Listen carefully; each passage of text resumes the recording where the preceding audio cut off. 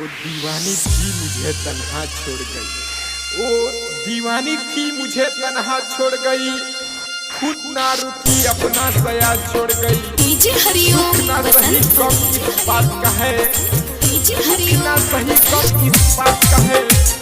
आंखों से करके वादा होठों से तोड़ गई, होठों से तोड़ गई, होठों से तोड़ गई।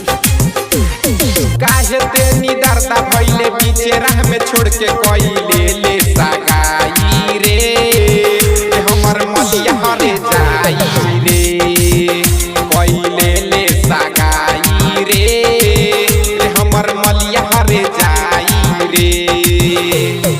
काहे तेनी दर्दा भइले बीचे राह में छोड़ के कोई ले ले सगाई रे, हमर मलिया हरे जाई रे,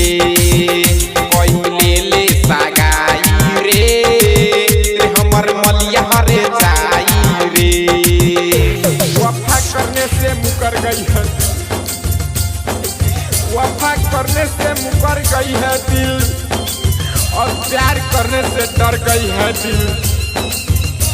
अब किसी सहारे की बात मत करना, अब किसी सहारे की बात मत करना, झूठे दिलासों से भर गई है, भर गई है, भर गई है।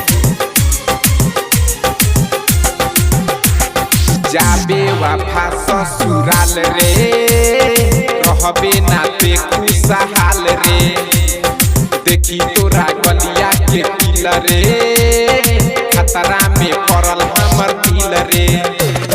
दिहल रोवाई हमरा दिल में समाई, मन करे मर जाई रे, हमर मलिया हरे जाई रे, मने करे मर जाई रे, हमर मलिया हरे जाई रे।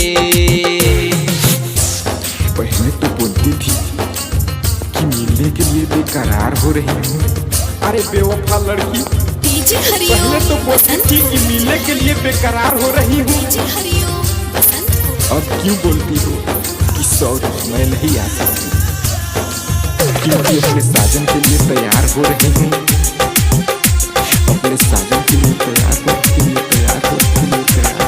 जननी ना जइबे बदल रे, सोचनी ना हमें आज कल रे, कोइनी मोहब्बत पे दिल से देता रे ऐसन से फल रे।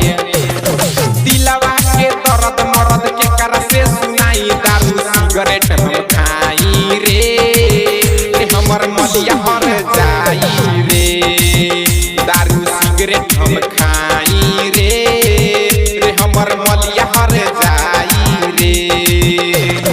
काहे तेनी दर्दा भइले बीचे राह में छोड़ के कोई ले ले सगाई रे, हमर मलिया हर जाई रे, कोई ले ले सगाई रे, हमर मलिया हर जाई रे। दर्द से हम हाथ ना मिलाते तो क्या करते, कम से आंसू ना बहाते तो क्या करते। डीजे हरिओम बसंत उसने मांगी हमसे रोशनी की दुआ, उसने मांगी हमसे रोशनी की दुआ, हम खुद को न जलाते तो और क्या करते, और क्या करते, और क्या करते, और क्या। धइले लस पगला के भेसरे, तोरे चलते राइटर के शेषरे, शेषरे लुटले ते बन के भोला भाली, रोवता रे विनय बावाली, देखी रे